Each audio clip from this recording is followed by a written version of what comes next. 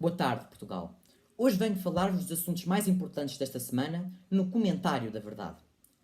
Encontramos num período difícil das nossas vidas. Apesar do estado de emergência se ter transformado num estado de calamidade pública, não devemos reduzir os cuidados para não darmos um passo atrás depois de um tão esforçoso passo à frente. Esta pandemia também tem afetado os vários setores económicos do país e várias instituições, empresas e organizações fundamentais para o nosso desenvolvimento. Uma dessas instituições é a TAP, que desde o início da epidemia tem apresentado grandes perdas de liquidez.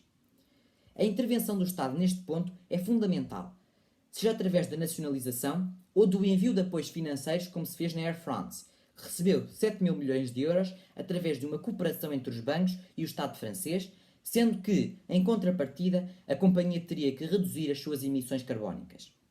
Recentemente, festejou-se o 1º de Maio, em pleno estado de emergência, com uma aglomeração de quase 1000 pessoas vindas de concelhos diferentes. Na minha opinião, festejar o 1º de Maio é uma boa causa, mas o momento em que foi festejado foi inoportuno. Citando no Rui Rio, parece que a geringonça tem um estatuto especial na sociedade portuguesa. No entanto, nem tudo são más notícias. Numa região muito atribulada do Médio Oriente, foi anunciada a descoberta de um anticorpo capaz de neutralizar a Covid-19. Os cientistas israelitas ainda nos dão mais uma informação. É que não é um medicamento originário do tratamento de outras doenças, mas sim desenvolvido em laboratório através da junção de plasma de animais e de doentes recuperados. Mais uma vez, realça-se o papel da ciência na descoberta da cura para este vírus que tem modificado o nosso cotidiano. Também temos de homenagear o esforço ibérico na elaboração de testes rápidos que possam ser realizados em casa e que nos permitam saber, também de uma forma rápida, se estamos ou não infectados com a Covid-19. É bom termos em atenção que há empresas pelo mundo que se estão a reinventar para ajudar no combate à doença. Dou-vos um exemplo, da FullQuest, uma empresa dedicada à comunicação e marketing, mas que agora produz caixas isoladoras que tornam possível a conversa entre os idosos e os familiares presencialmente nos lares. Em relação à nossa economia, saíram esta quarta-feira duas previsões, uma de Bruxelas ou outra do FMI. No melhor dos cenários, o de Bruxelas, espera-nos uma recessão de 6,8% e um desemprego nos 9,7%. No pior dos cenários, o do FMI, aguarda-nos uma recessão de 8% e um desemprego dos 14%, na ordem dos 14%. Em qualquer um dos cenários, os portugueses devem preparar-se para medidas de austeridade, para uma possível manutenção do salário mínimo nos próximos 2 a 3 anos e para uma diminuição daquilo que é considerado o limiar de pobreza. É importante referir que esta pandemia removeu algumas nuvens da frente dos nossos olhos. Assistimos a uma quebra enorme nas atividades económicas e verificámos melhorias significativas no ambiente. Na China, por exemplo, em Pequim, uma cidade em que se tem andado de máscara devido à intensa atividade das fábricas, tivemos céu limpo.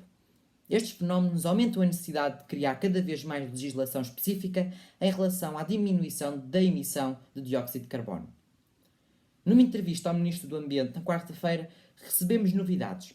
É possível que em 2030 80% da eletricidade tenha origem em fontes renováveis. Isto põe-nos à frente da Europa em relação ao estabelecimento de objetivos mais ambiciosos para a melhoria do ambiente. Tendo em conta as relações internacionais, tivemos esta semana um foco de tensão entre os Estados Unidos e a Venezuela. Nicolás Maduro acusou Donald Trump de lançar uma invasão marítima à Venezuela com o objetivo de tomar o aeroporto de Caracas e matar Maduro. Uma empresa de segurança privada nos Estados Unidos assumiu a tentativa de invasão. No entanto, a Casa Branca negou as acusações. A meu ver, estes conflitos nesta altura de crise são completamente desnecessários. Prejudicam uma possível cooperação pós-Covid-19 e uma recuperação económica mundial. Voltando a Portugal, tivemos esta quinta-feira uma discussão nas redes sociais entre André Ventura e Ricardo Quaresma. André Ventura propôs medidas de restrição mais apertadas para a comunidade cigana, como a construção de guetos à semelhança daqueles que existiam na Alemanha nazi. Isto vem reforçar que para André Ventura tudo é uma questão racial.